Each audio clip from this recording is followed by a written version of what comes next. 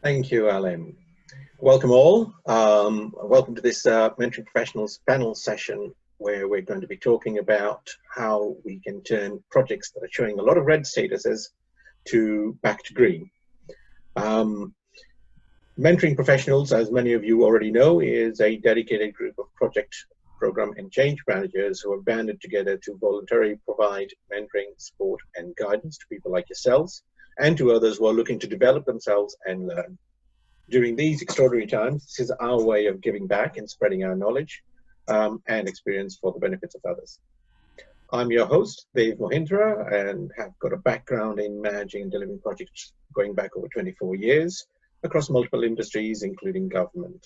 I like to think that I've learned and developed my skills largely through experience, learning from my mistakes, and then also formalizing them through successful delivery and qualifications. Before I introduce the panelists, let me remind you of a couple of things that Alan may have already done so. But firstly, the Chatham House rule applies, which means that everything said here is non-attributable and is illustrative to get points across. Also, while we are looking for questions from you during the session, could you please keep yourselves muted until we ask you? If you are interested in raising a question, use the chat channel as well as raise a hand at the appropriate time, and if we can, we'll come to you. So, our panelists today are all experienced professionals who know more than a thing or two about project delivery. First, we have Tola Ododina, who has over 20 years of project management experience, transitioning from civil engineering to IT program management. And she also loves to optimize and innovate. Tola, it must be a bit of a come down to go from abseiling down walls to doing things better. Sorry, I couldn't resist that.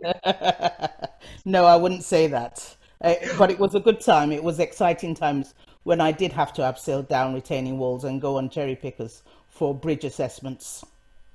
Great, thank you for that. Next is Mark Burgess, who's successfully recovered UK public sector and global private sector programs, turning them from red to green. And he'll talk at length about the importance of good risk and issue management and stakeholder engagement. Mark, more recently, you've been focusing on service management, haven't you? I have, yes. And one of the things I found is that actually getting service management and service transition done well is an important part of getting any project and program delivered and back to green. So, great, good. We look forward to hearing more about that. And John, next person is John Mills, who has had a life spread across UK, Germany, Norway, and Australia. And has worked in the army with Microsoft. He's got Prince 2, ITIL, EDGAR, whatever you can think of, he probably has it. But he's also obsessed about employee and customer experience. What can you tell us about that, John? You're on mute, by the way. I am. I just saw that. Yeah, I'm obsessed by that now because I just think that that plays a part in everything that we do. So love being amongst a bunch of other professionals, especially in all these areas, and love pushing that to people in management side. Okay, that's great. And finally, but not least, it's Martin Owen, who's a program delivery director. He's got 20 plus years experience and has had a lot of experience delivering complex global projects, working across many countries. Martin, you're a little bit of an enigma because there's not much more than I am in that. What more can you add to make yourself come across a bit more knowledgeable and colourful, if I dare say? I should probably let Alim answer that, to be fair, because he's worked for me. But yeah, so I've run big, large global transformations for both technology vendors, partners, and been on the receiving end. Anything from kind of $10 million up to almost $500 million. So I think that gives me a bit of cadence. Great, thank you very much. Well, I'm looking forward to having this conversation with all of you and for you to share your knowledge. So these are the panelists, and I think it's time for us to begin. Now, some of these statistics you already know. Over 60% of projects fail, and that's quite shocking even in today, because despite all the knowledge, best practice, and information that we have access to, we are still finding that projects are failing regularly. John, starting with you, what are the typical causes of failure for projects? Look, where do you start? There's an absolute plethora of these. I picked a couple out that I thought was absolutely the mainstays for me. One was the poorly defined scope. So if you don't know what you're doing, then how do you know that you're going to complete it and you're successful at the end? So I absolutely think a poorly defined scope is one. I've seen people that don't get involved in the strategic planning up front, which obviously leads into a poorly defined scope. If you don't get involved in that start bit, then you tend to come in and not know the bigger picture, the whole picture, and the end goal. And like I said, there's millions, but another one that I wanted to push on, and it touches on my introduction, is it's just some strong teamwork. So if you're not a team managing a project and things, then it tends to go off on different avenues, and that can cause it too. Okay, that's great. Martin, have you got anything to add to that? I mean, from your experience across many countries? No, I think John is right. I think the business case as well. John talked about the bad scope or an inaccurate scope. The underpinning business case that says what you're going to do and how much you're going to do and the benefit that comes out of that. Again, if that's not set up correctly when you start, then you have no way really of meeting those targets. So that's anything I would add to what John's just said. Okay, thank you very much. I mean, just to add to that, I mean, I before this session, I did a little bit of research and tried to find some recent statistics about project failure. And the top 5 that have been sort of highlighted more recently are change in an organization's priorities, which leads to lack of funding usually for a project, that budgets change in project objectives, which you already touched on, inaccurate requirements gathering, inadequate vision. That's an interesting one that a lot of us may not pay a lot of attention to, and poor communications. So those are the top 5 in a recent survey. Tola, on your side, I mean, how do you actually let's start with a simpler question. I hope it is simpler anyway. We're talking about red and green projects. Let's explore that a little bit. So what do we mean by saying red, green, black, blue, whatever colors it is that we use? All right. I think what we're looking at there are something what we call RAG status of projects. And essentially that's identifying what status the projects are in terms of their key variables, which you might define up front. So the way I'd look at it is that as part of a project, one thing you're monitoring is cost. You're also monitoring time. You're potentially monitoring scope. You also may be monitoring other things. And what you should really have are variables which actually define when each of those items is either in green, that it's stable, it's in amber, or it is gone red. And you actually should have key indicators or tolerances which actually define each of those different variables. That will allow you therefore to react once those variables have been breached. So typical example is, for instance, if the cost is within the range, if the cost is on budget, it's green. If it potentially might be 10% beyond what has been agreed, then maybe it's in amber or further on. But all these variables have to be defined up front before you start the project with the project board and agree it. And that information also needs to be communicated to the part of the project team as well, so that when these things start going wrong, it's objective, and you should also have processes to actually resolve each of those elements as they go wrong. Sorry, I've spoken a bit. Can I just pick up on one thing you said? 10% user value of 10%. But I think what we're trying to say here is that these are the tolerances that you've agreed with Yes, your board and with the governance. Yes. So it may not be 10%, it may be No, it something may not else. be 10%. It's you've got to sit down and decide what those tolerances or what those key performance indicators are with your board before you start. They have to be realistic, they have to be smart, and they have to be particular to your project, because sometimes within an organization they might define it broadly, but you've got to make sure that it's specific to your project. Indeed. Thank you. Mark, moving over to you now. I mean, just to carry on with this theme as well about and how to keep projects on track. So you've got project tolerances, we've considered, looked at budget. What other sort of tolerances and metrics can we use to actually keep a project on schedule, or to keep a project in the green effectively? So I'm not necessarily a huge fan of generating massive project reports. There is usually a project report and a template that organisations will want you to follow, and you can do that. But I think, in my experience, a good program project manager knows whether a project is on track or not, and I'd rather listen to that. I think key to success to keeping projects green, good risk and issue management, really good engagement with governance and stakeholders, and also making sure that you don't allow the scope to creep. One of the programs that I recovered, I joined, and it was a shade of red you can't see anymore, had allowed its scope to grow and grow and grow, and had consumed all its budget doing jobs that it wasn't originally set out to do. And guess what? It had run out of money and run out of time, because it was busy trying to solve the world's problems and hadn't actually got formal acknowledgement that its scope had just got bigger and bigger and bigger. Sure. And John, just looking at Mark's mentioned time and cost and keeping things within those metrics. How do you set and initially, when you're setting off on a project, how do you define what those initial tolerances are, what those initial time periods are going to be? Look, for me, it's more about sitting down with your sponsor.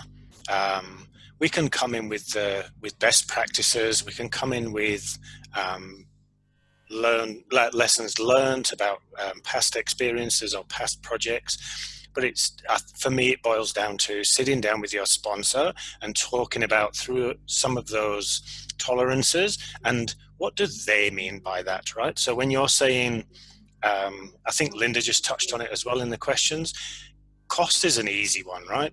Cost is a really easy one to put a tolerance of 10% and stuff on. Quality and time's a little bit better, but quality is a little bit different, right? It's not going to be a success unless your sponsor thinks it's a success, right? Yeah. So it is absolutely imperative that you sit down with your sponsor and get really detailed about what they classify as success and what are the tolerances either side. Sure. Okay, so just carrying on with Linda's question about how do we measure tolerances for things like quality. Martin, do you have a view on that? I mean, have you faced scenarios where quality has been an issue in projects? Yeah, but I think one of the foundational things for me, and just not mentioned by my colleagues there, is the plan. Building the right plan at the start of your engagement. Once you understand what you're trying to achieve, what the scope is, sat down with stakeholders, you have to have the right plan. Taking time at the start to build the right plan with all the right experts who are going to contribute to how your timelines for activities, understanding dependencies, external factors, all of these things, investing the time up front will help you achieve and maintain the green status throughout your plan. Now, you will have issues, obviously. Issues will come up, things you haven't participated or seen. But having the plan and knowing the plan and managing the plan and looking further forward. So not keeping a plan view for the week that you're working in, but looking at managing what's coming down the line, potentially up 3-4 weeks, 4 weeks in advance, maybe a month in advance. But knowing what you're doing and living and breathing what you've set out to do is the key for me in terms of stuff. And then equally, of course, as you look forward, you can actually see what's starting to happen before it happens. And you should kind of get that feeling yourself when you start to see milestones slipping and you start to see activities being pushed back, that things are going wrong, and then you can start to bring a plan in to fix that. Okay, okay, that's interesting. So, I mean, something that I think you're very hot on, Mark, is risk and issue management. So, I think a lot of what Martin was referring to is about identifying those risks ahead of time and putting in place the necessary ways to resolve them. Agreed, and I think those risks and those issues, risks are something obviously hasn't happened yet, and issues are something that you're actually experiencing right now. In my experience, those projects that are trending red or are red have a growing number of those and don't have control of them. They've seen risks turn into issues and are then unable to keep on top of them. And in my view, every time you see something that may be a risk, get it in the risk and issue log, assign an owner to it, make sure it's regularly updated, make sure you've got somebody on top of it. And I know the programs that are set up for success get on top of those and get ahead of the curve by making sure those risks turn into issues. Those programs that have ended up just getting to a point where they're really struggling have known something may happen, have not taken clear action, have not got somebody owning and driving that, and have ended up where they've just been overtaken by those events.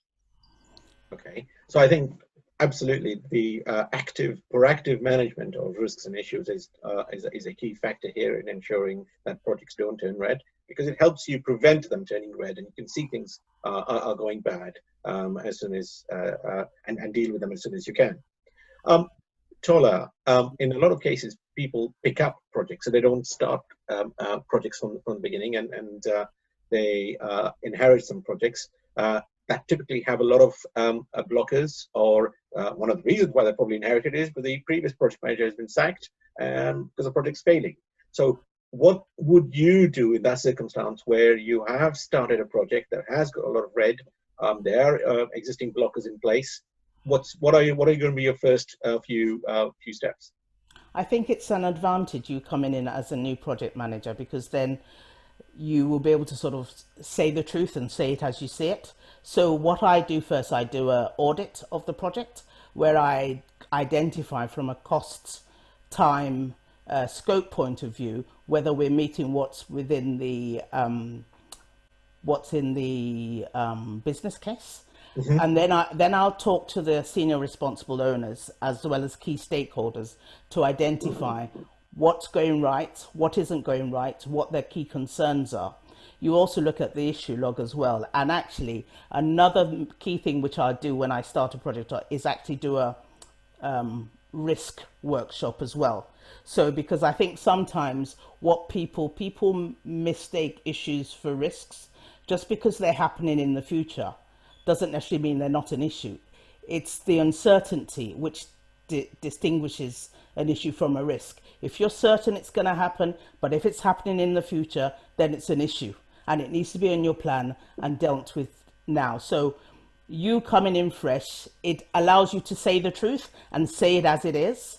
And so by doing that audit check, you also are enabling yourself to actually have the project plan re-benchmarked. So you'll be able to replan, you'll be able to do a lot of things, and you'll be able to go back to the board and sort of say, okay, let's draw another line. Let's baseline the project, and then let's start from here. Okay. And any changes and mitigation can then be identified thereafter.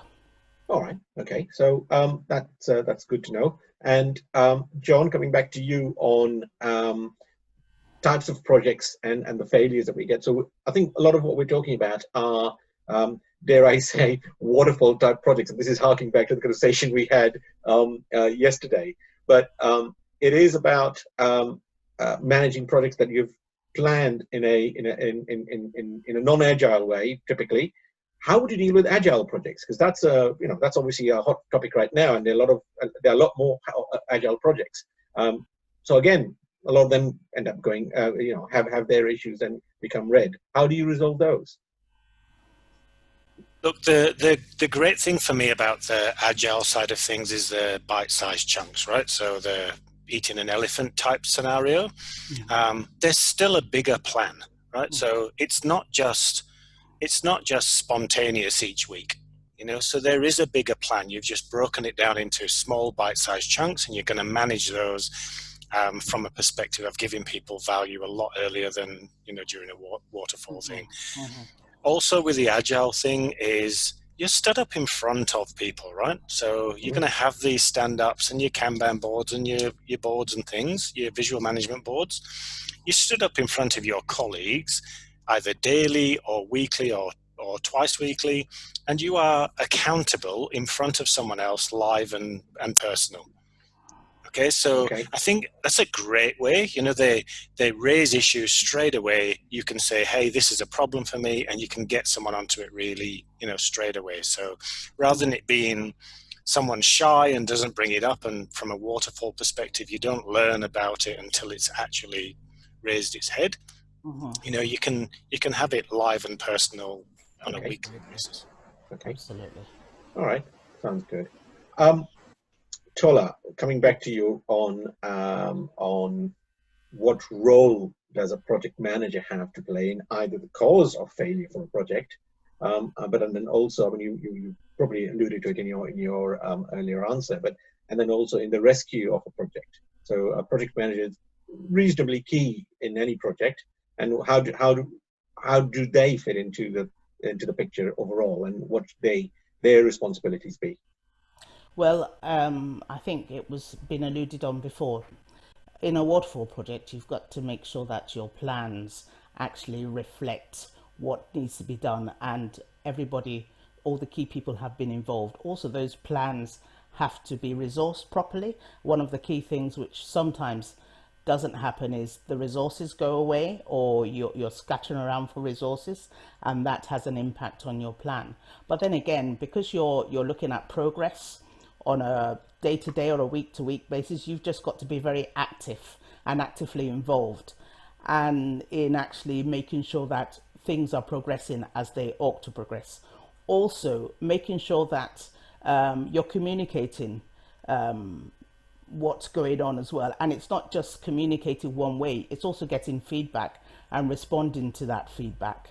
And it's also not being autocratic as a project manager. The idea, it should be very collaborative. So you can take people along with you, with what you're proposing and what you're planning, and engage with them properly so that they've got their ideas. And also, for instance, the business as well, because within an agile environment, you've got all the product owner, you've got everybody collaborating, but sometimes in a traditional environment, you may not have that, and that's what you've got to ensure that you do. You've got the business change manager, and you've got everybody involved in collaborating in the process. Okay. So Martin, does the buck stop with the project manager, or are there other people that need to take the blame as well if something's going wrong?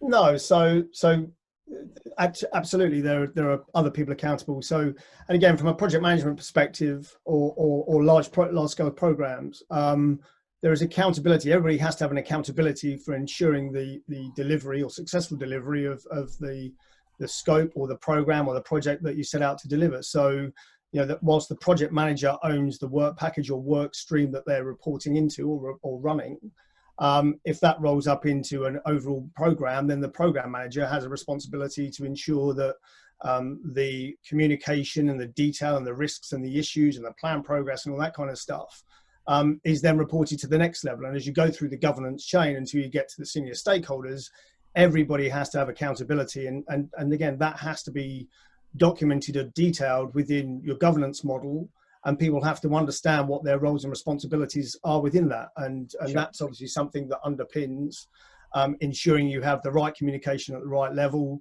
of reporting at the right level, and equally the meetings that enable that progress to go through delivery to happen and to be communicated in the right way. So there's accountability across everybody in the project team, whether it be the project manager rolling it all up, or whether it be a technical consultant that's, I don't know, doing some of the technical work. You know, whatever you're doing within that scope, people will have accountability, and having the right roles and responsibilities, communicating that and ensuring that people who are doing those roles know they're responsible. That's sure. Key governance.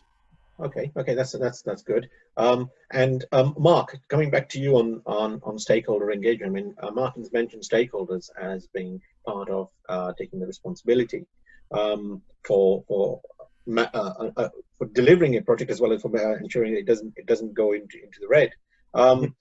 How do you deal with difficult stakeholders? I mean, typically, you know, as project managers, you're facing a situation, you're not getting the backing from your senior stakeholders. What do you do in those kind of circumstances?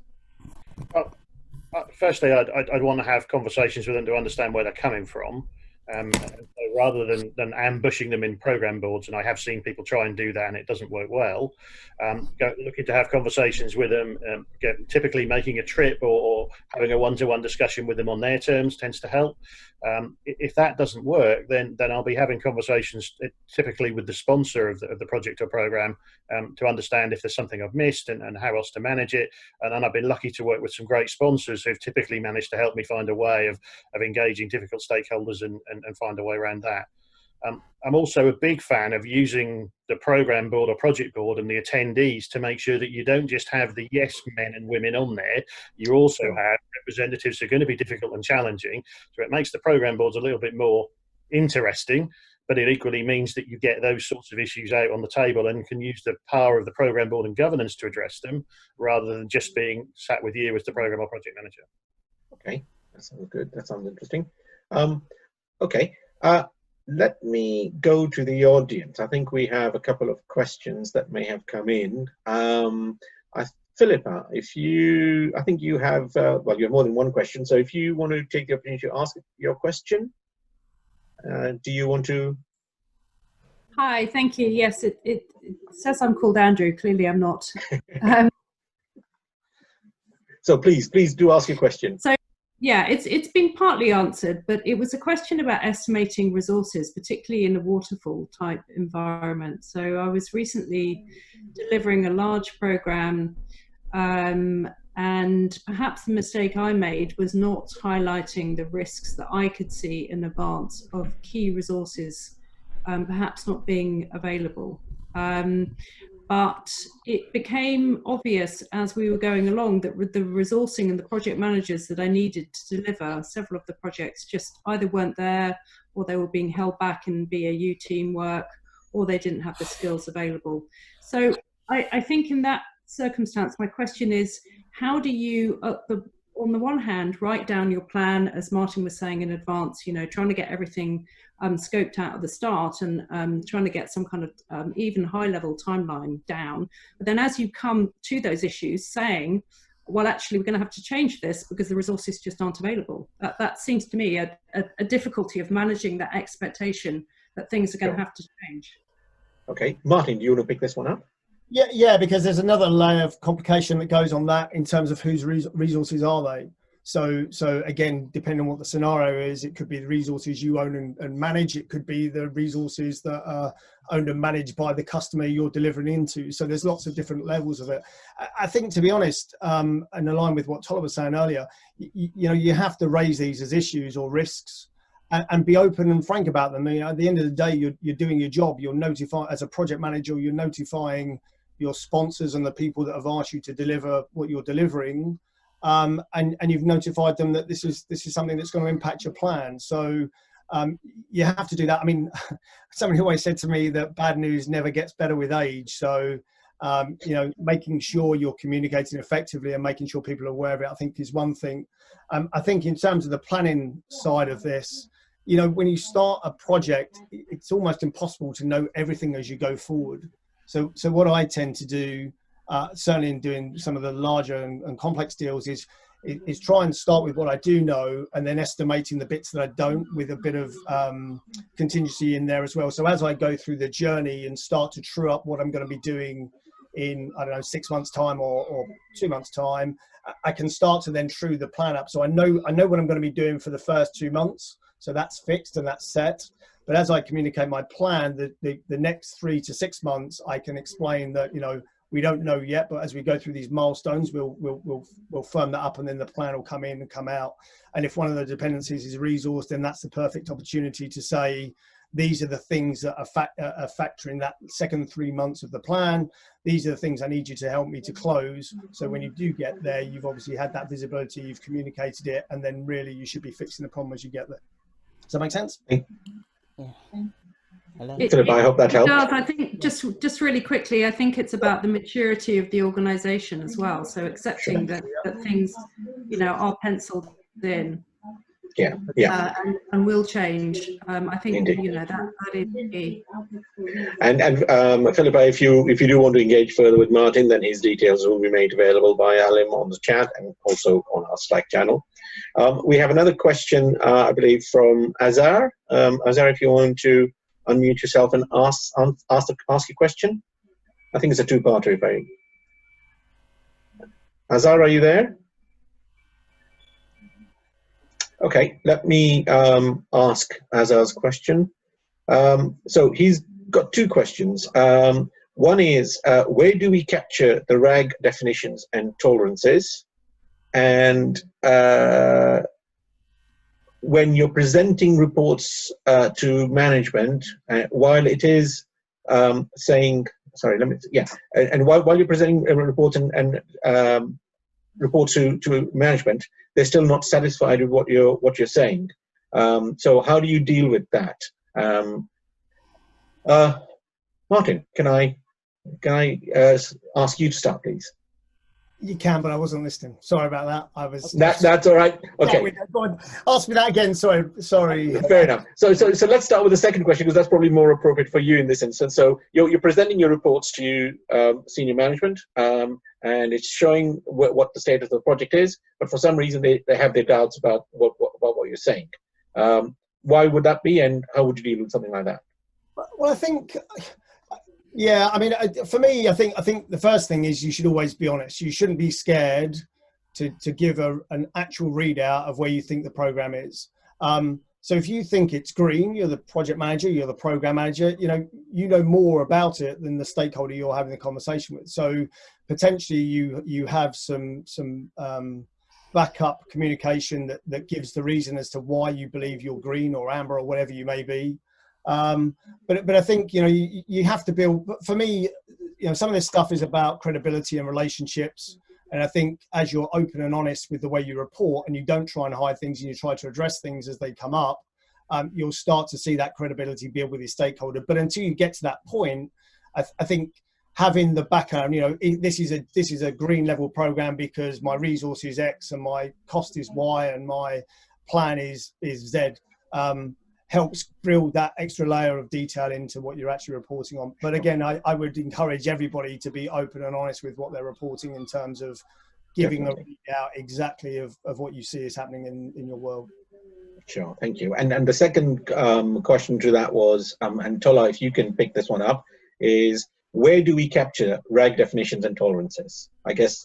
Okay, yes. As part of your project initiation definition document, you should have identified how you actually manage your issues. So you should have an issue strategy, but you also may have a reporting strategy as well. And it's ideal to define that there. But also, you're going to sit down with your product board, as I said earlier, and actually define the tolerances. So all that information actually should be in your PID.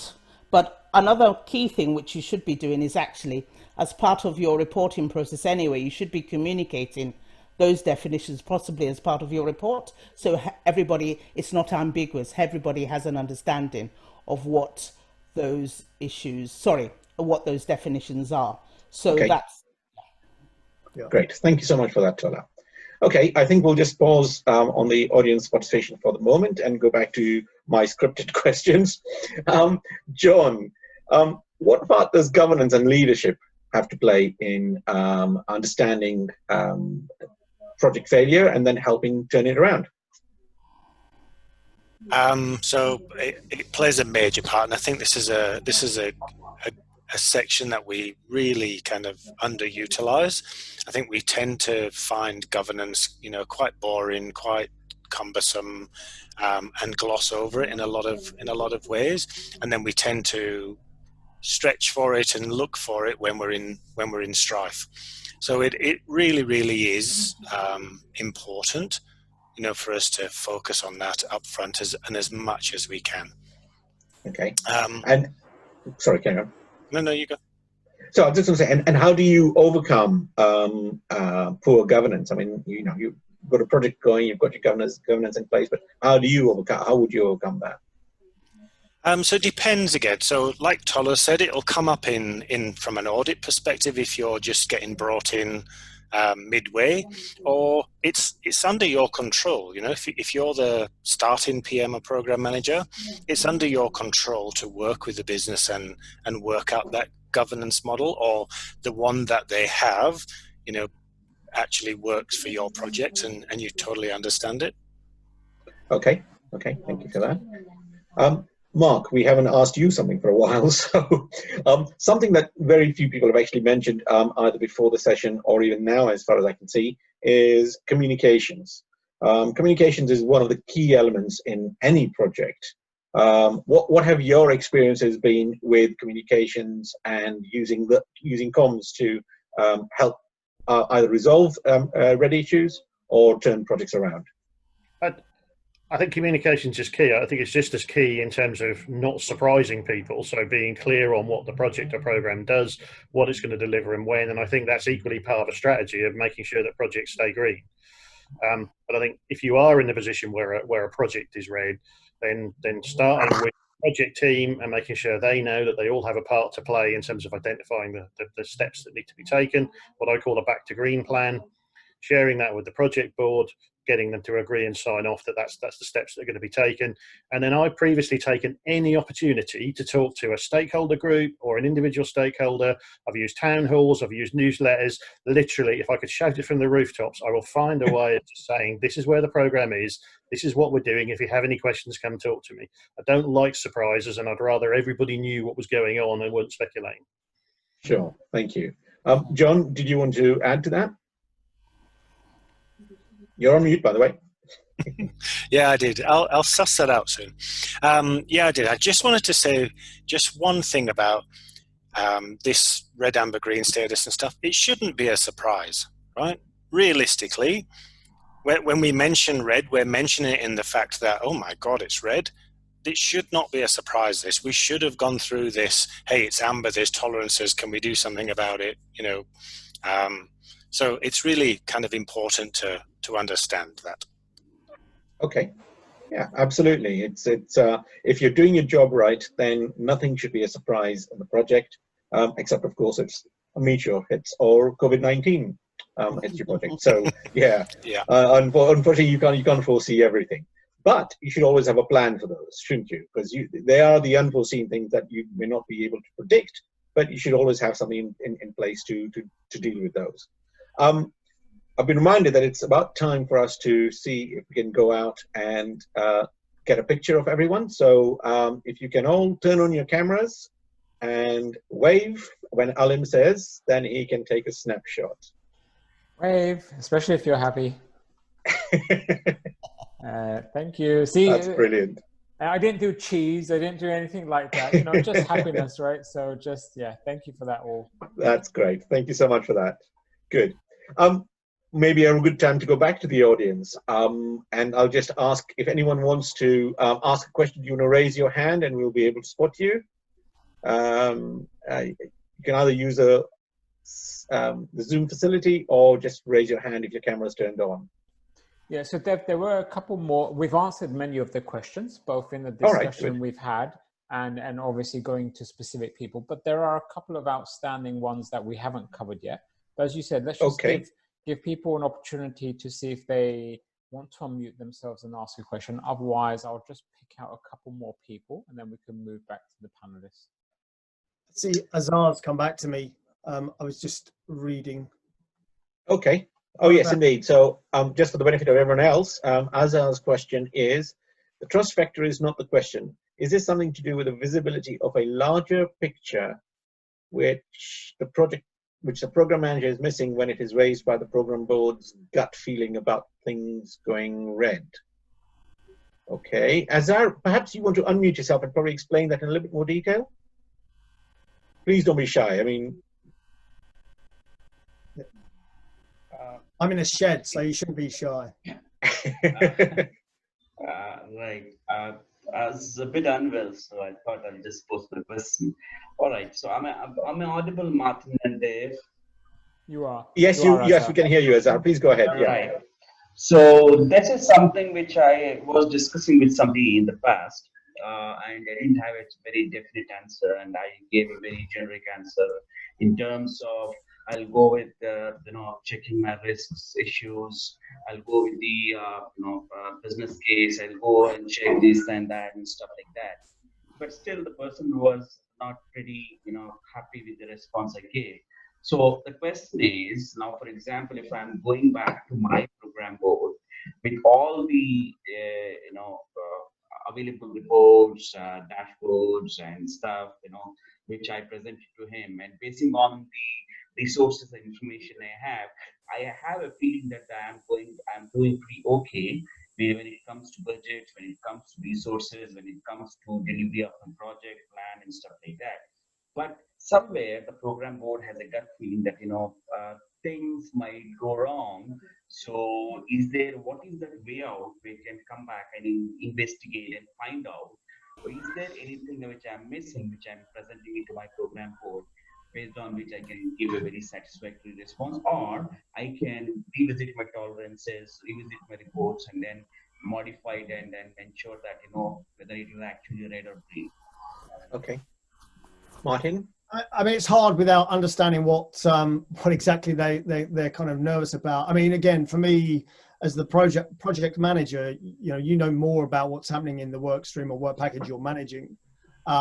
Maybe it's an articulation thing. Maybe you need to ask them, what they want to see from a reporting aspect that you're missing. I mean, I wouldn't have any problem with asking that of a program governance board. You should be empowered to ask questions if you feel you're not, or you feel they don't trust what you're telling them. I would ask them in terms of what is missing to give them that confidence.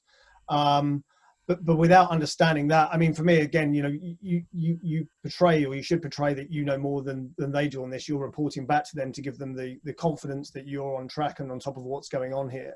So if you're reporting across your cost, your resource, your plan, and your risks and issues, as we've talked about on this call, unless one is red and you're not reporting it as red, and the rumors are coming up through the other program work streams, then for me, I would only advise that you speak to them and ask them, what it is that they're nervous about, that either you are reporting and they're still nervous about, or that you're not reporting, and then you can fill that gap in the reporting and communication.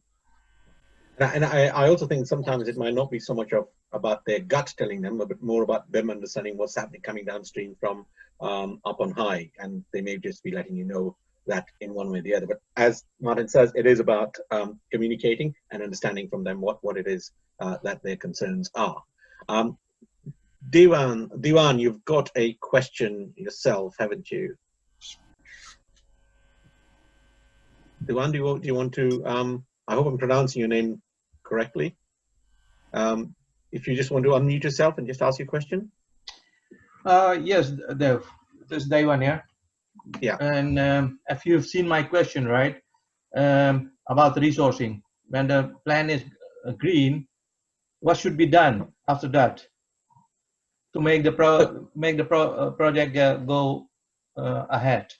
So you've added resources. The resourcing, or what is the strategy about that? So let me get this right. We are talking about the process only. We are not talking about the real things about yet.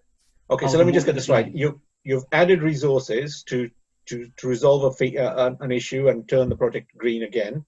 And once it's green, you're asking whether you should keep those resources? Yeah. What should you do? Okay. Mark, would you like to pick up this question? I think this comes down to considering whether this is a project change request or not. If you've got a project back to green and you've added resource, and I've certainly had to do that in projects that have been red, getting specialist resource in or adding to the team. If that's something that you need to be able to sustain that progress, then you are going to have to talk about adding resource and budget if they're chargeable to the project in order to continue. So my view is that you need to take a good hard look at the plan and the deliverables and say, you know what, the only way to guarantee success of that is to continue with those extra resources. Then maybe we underestimated initially, and I'd be looking at a change request to look at the resource and the budget required to be able to keep those people on board. Now, of course, my experience is on that I have faced this two times, that we have to talk about the scope, right? We have a poor manager, and I have the poor manager. Project manager have been changed, so the clients want to get a new project manager on board. with new resources? That was the question about me that I raised. I faced that in my company. Okay, I think everyone, perhaps you want to pick this up with Mark later on in a bit more detail. There is another question which, if Rebecca wouldn't mind, I'll ask on her behalf. How do you keep up morale in a project that's going red?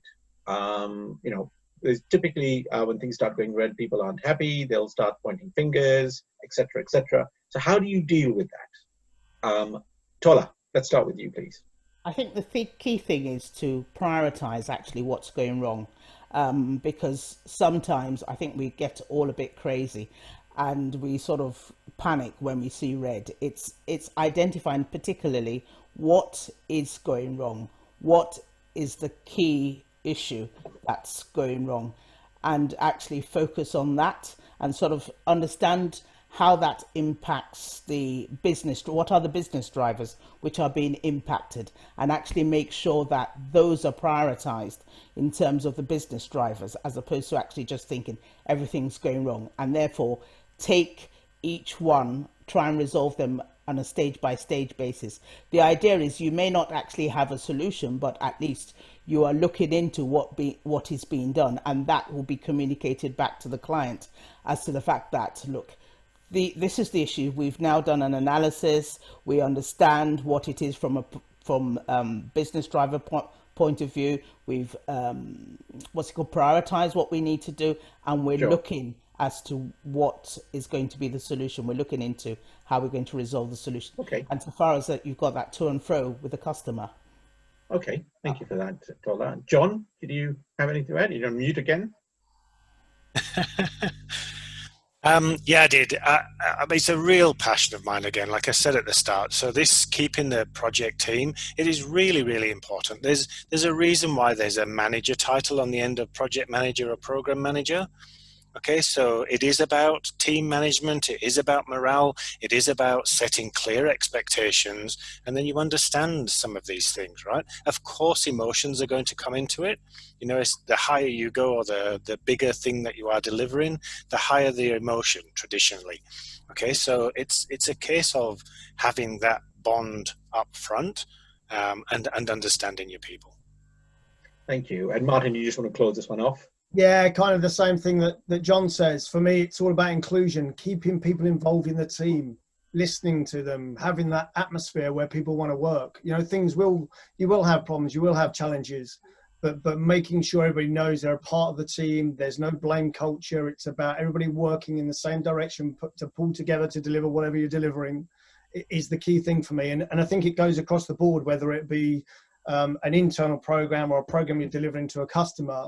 Relationships and inclusion and getting that bond is the key thing for me for everything I've ever done. If you have the right relationship, you can have good conversations, you can have bad conversations, and you can ease the pressure and ease the tension. Okay, thank you so much for that. So let's move on to what I think is almost the sort of the last set of issues to talk about around managing failing projects. Sometimes you'll have tried everything, but they aren't working. So how do you know, or how do you decide whether a project needs to be stopped? Mark, can I come to you first? You can, and I've been asked to do independent audits of programs where that was very much a question. I think that's where a drains up review by someone independent will give you a feel as to whether the business case still stacks up, whether the budget still stacks up, whether things have changed and deliverables actually work now or don't. And I think that's the view. It can be very difficult in some organizations where it's been a project or program that's been running for some time and has sunk a lot of money to actually have that discussion, but it is the right discussion to have. And so getting someone independent to do that review, to take a good look at it and say, does the business case still stack up? And this is going back to the original business case. This is going back to say, what do the current financials and actuals look like? What does the benefits plan look like? So what are we looking at in terms of cost benefit, and saying, does it still stack up? And I think being honest with the program board before that review and saying, look, we're going to present this back, and I previously presented a series of options with a recommendation, and there's a kind of fairly standard options paper and recommendation that you can deliver there. But going back with a view that says this is what we could do. We stop, we rescope, we look at another solution, or we carry on, and then being clear on what the cost, benefits, and implications are of those decisions, and helping the program board make an informed decision. Sure. Okay, thank you for that. And John, sorry, Martin, I think you have something to add to that. Yeah. So along the lines of Mark, as a project manager, for me, you shouldn't stop. You're part of a governance structure that dictates you're actually working on something. So as Mark says, it's for you to pull together the recommendations when you see your program's failing, but it's for that program board or that steering committee to actually say, yep, you know what, that we need to stop this now, or rebaseline and rethink again.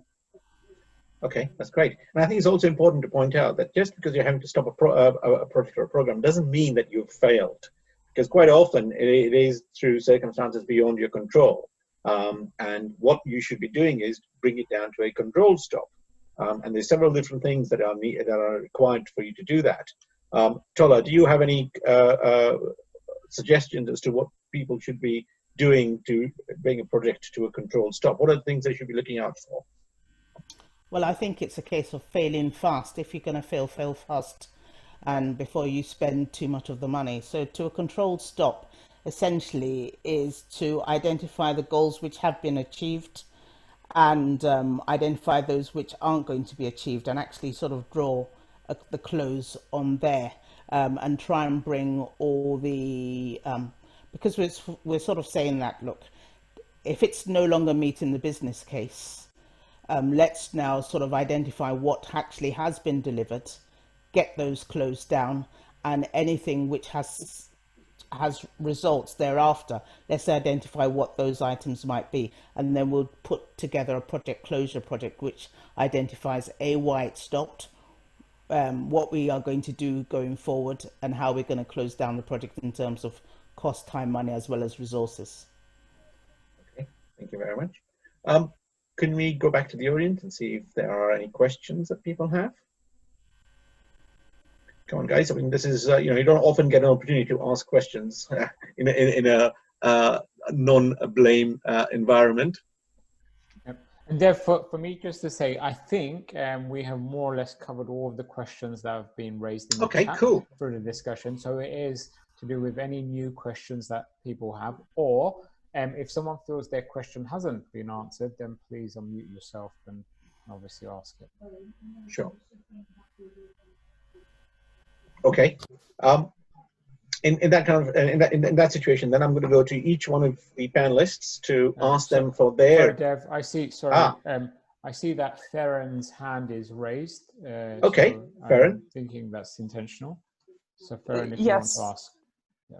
Thank you. Yeah, I wasn't sure whether to raise my hand first. So I think I did submit a question beforehand, and I think it's kind of been answered, but not entirely. So in the case where you got a program in terms of size, it's several regions, and the schedule for various reasons basically gets pushed back and pushed back and pushed back. And you could say even if you rebaseline it, it goes back to red quite quickly. And when it's not, I guess my question is, when it's not possible to just write it off and say it's sunk cost because it's something that has to get done, yeah, how do you really turn it around? Hello, Martin. I think I'll ask. Yeah. So I think understanding, Theron, why you can't rebaseline is a key thing. One of the things that I would say on that is, having run things globally, is the consumption of change. So what you tend to find, what I've kind of tend to find in big global organizations is, whilst you're working globally, you can't necessarily make change concurrently. So for instance, if you're working in the US, you can't necessarily make a similar change in the UK at the same time. So kind of understanding the key thing for me would be to understand why, as you replan, you can't replan successfully in each region or country. And then tying together a global view that allows you either to concurrently work in maybe 2 locations or 2 regions, or a view that you kind of work through each country as you go forward. But I mean, I've got, you know, if you want to set up I know we're coming to the end here, but if you want to set up some time with me, this is what I've been doing for many years, so I'm more than happy to give you some help and guidance and help you work through it. Thanks, Okay, Martin. that would be great. Great. Okay, there's oh, Tola, did you want to add to that? Yes, I think you may also want to chunk it up into stages and therefore do some incremental delivery, where as you go through each stage, you can therefore show the benefits, which will probably enable you to get to the next stage. So even if it's a traditional project, chunk it up into stages where you can deliver specific goals at each stage, and then hopefully, as a result of the visibility you get from each stage, you'll be able to actually improve what goes on thereafter. Okay, great. Thank you. Thank you. Any more questions or input from the audience? Okay, in that case, I think we're going to try and wrap up. But before we do that, I'm going to ask each one of the panelists to give us their final thoughts on on turning projects from red to green. I'll start with John because he's at the top of my board. Perfect. So for me, the 2 things that I wanted to kind of elaborate on are where you can. I know we've got to keep passionate and stuff, but where you can, remove the emotion from the fact. I loved Martin's point earlier about our jobs are to present the facts, right, to our stakeholders, sponsors and things.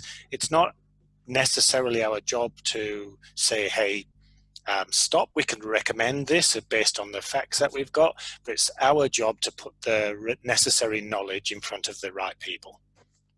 And that's what I wanted to finish on. Thank you very much. And communication, sorry. Communication. Oh, communications. Okay. Yeah, sorry. That's fine. I had 2. Tola, what about you? Mine is ambiguity and transparency. We need to articulate what needs to be done, and it needs to be articulated properly. And people need to understand what their roles and responsibilities are as part of the project, so that there's no presumption that you're going to do that, I'm going to do this, and that needs to be articulated. But also transparency. Transparency in the sense that if there are issues going wrong, make sure people are made aware of what's going wrong.